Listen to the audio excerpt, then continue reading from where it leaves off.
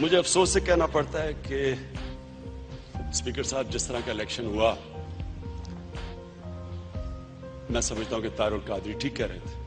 Tahir al-Qadri believed that you could not have free and fair elections in Pakistan because the system was so corrupt. We believe that this is the first time in our history we would have, after 1970, because 1970 under Zulfikar Ali Bhutto was the only free and fair election we ever had. Apart from that, because we never had an independent justice system and therefore not an independent election commission, almost every election has been rigged up to a point. In this case, we did not join Tahir al-Qadri because we felt that an independent justice system would protect the election commission and they would act as neutral umpires. مجھے بڑے افسوس سے کہنا پڑتا ہے کہ طاہر القادری ٹھیک کہہ رہے تھے. عمران خان نے کہا کہ طاہر القادری ٹھیک کہہ رہے تھے. لیکن مجھے افسوس سے کہنا پڑتا ہے کہ طاہر القادری صاحب بالکل ٹھیک کہہ رہے تھے. مجھے بڑا افسوس سے کہنا پڑتا ہے کہ طاہر القادری ٹھیک کہہ رہے تھے. ڈاکٹر طاہر القادری نے سب کو کہا کہ یہ الیکشن یہاں الیکشن سے چینج نہیں آ سکتا کیونکہ پروسیس بالکل کرپٹڈ ہے, اس کو پہلے ٹھیک کرو. تو ہمیں انہوں نے کہا کہ ساتھ ہمیں دعوت دی کہ یہاں آؤ اسلام آباد میں. ہمارے سب نوجوان آنا چاہتے تھے لیکن ہم اس لیے نہیں گئے کہ ہم نے کہا کہ پہلی دفعہ آزاد عدالتوں کے نیچے الیکشن ہو رہا ہے اور ہمیں فخر الدین ابراہیم پہ اعتماد تھا. لیکن مجھے افسوس سے کہنا پڑتا ہے کہ طاہر القادری ٹھیک کہہ رہے تھے. عمران خان صاحب کے اس اسٹیٹمنٹ سے ہی ہم اپنا پروگرام شروع کریں گے. کیا کہیں گے؟ انہوں نے کہا ہے کہ افسوس سے کہنا پڑتا ہے کہ ڈاکٹر طاہر القادری صاحب نے جو کچھ کہا تھا وہ صحیح کہا تھا. کیا کہیں گے آپ؟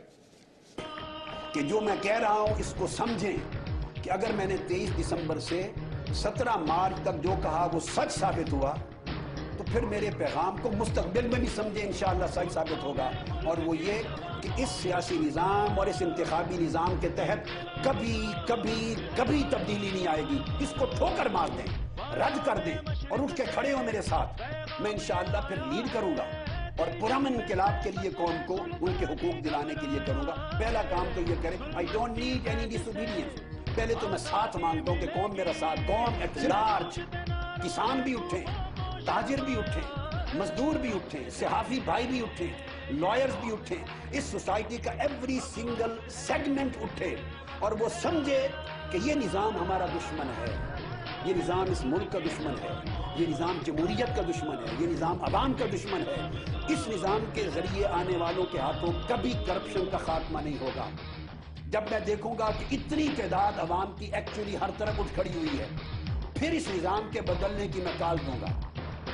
اس کی اسٹریٹجی اس وقت بتاؤں گا, مگر ایک انشور کرتا ہوں without any violence, non violent طریقے سے, پیسفل طریقے سے, ڈیموکریٹک طریقے سے عوام اپنی ول پاور کے ساتھ, ایسے پاور کے ساتھ نظام بدل. یہ کال جو ہے میں بھی اینٹیسپیٹ کر رہا ہوں 23 دسمبر 2017 کو آئی, 6 مہینے پہلے اگلے الیکشن سے.